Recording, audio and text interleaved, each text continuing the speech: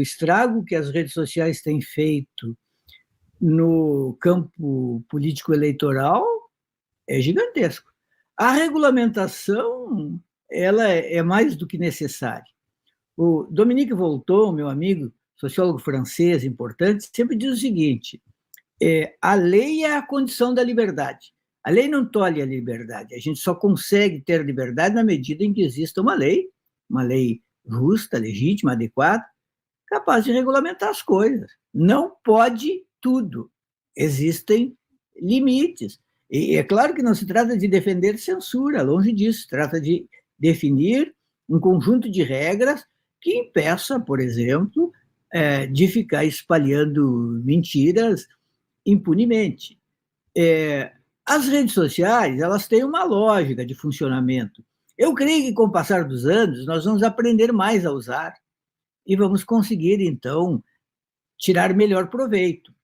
Por enquanto, eu até escrevi uns textos assim irônicos, dizendo o seguinte: por enquanto, elas deram voz a todos aqueles personagens que eram insuportáveis, mas que estavam restritos ao almoço de domingo, o tiozão reacionário, ou que estavam restritos ao bar, onde faziam discursos depois de muita cerveja, e tudo ficava por ali. Então, são aquelas pessoas que têm convicções muito fortes, que têm ideias prontas sobre tudo, pouca sofisticação, pouco conteúdo, pouca reflexão, muita violência, muita lacração e, principalmente, muito ressentimento. Ressentimento com os que se deram melhor na vida, ressentimento contra os que estudaram, ressentimento contra o conhecimento, contra a ciência, contra tudo. Pessoas amargas e que encontram na simplificação, essa violência simplificadora, uma espécie de catarse.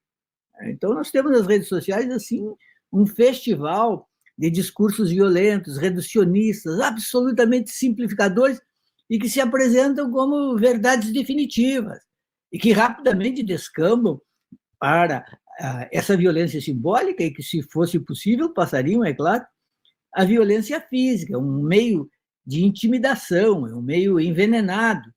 Ele é, assim, quase insuportável. Muita gente se retira porque não tem estrutura mental, saúde mental, para suportar as agressões.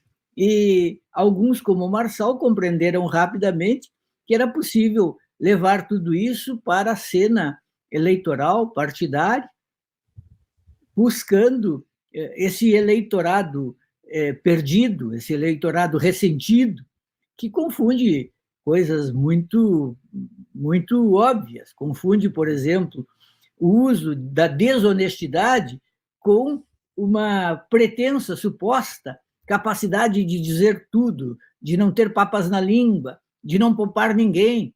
Então, vira o antissistema. O Marçal, por exemplo, visto como antissistema, ele acusa todo mundo, ele não dá mole para ninguém. Mas quais são os termos? Quais são as estratégias? Quais são os mecanismos? Fake news, mentira, coisas para as quais ele não tem prova, coisas que rapidamente foram provadas como falsas. E aí? Até quando? Tem um aspecto aí muito curioso, que é por que a grande mídia colocou o Marçal em todos os debates? Ele, por essa resolução do Tribunal Superior Eleitoral, ele não precisava ser convidado. Não tem lei, tem uma resolução do TSE que diz que tem que ter uma certa representação no Congresso Nacional para obrigatoriamente ser chamado. O partido dele não tem essa representação. Mesmo assim, ele foi chamado.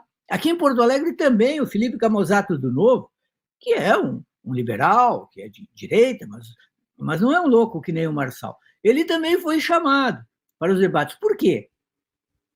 Eu tenho a impressão, a minha hipótese, que aqui em Porto Alegre, o Novo representava um pouco a ideia dos meios de comunicação.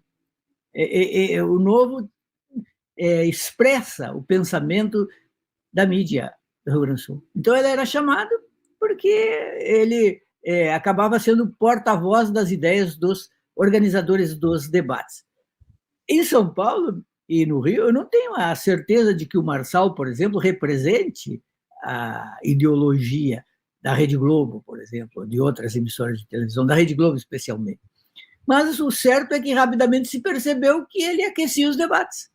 Porque a mídia tem esse costume. Por um lado, ela quer debates propositivos, de argumentação, mas quando isso acontece, que debate chato, que debate morno, que debate sem emoção. Quando acontece de um marçal tomar uma cadeirada, a mídia diz, que horror, que absurdo, mas no fundo está gostando, porque o circo aconteceu, aquilo teve repercussão, só se fala naquilo. Então tem todos esses comportamentos assim. E as redes sociais são essa terra sem lei, esse mundo do faroeste, onde quem puxa o revólver mais rapidamente e atira mais rápido, ganha. Até quando? E a quem isso beneficia? Por que permitir? O Marçal poderia ter sido parado rapidamente pela grande mídia, poderia ter sido isolado, poderia ter sido condenado a ficar na sua bolha, que é grande, mas não era suficiente para ele ir ao segundo turno. Ele foi inflado pela mídia tradicional, que o aceitou como um candidato normalizado, quando ele não é um candidato normal.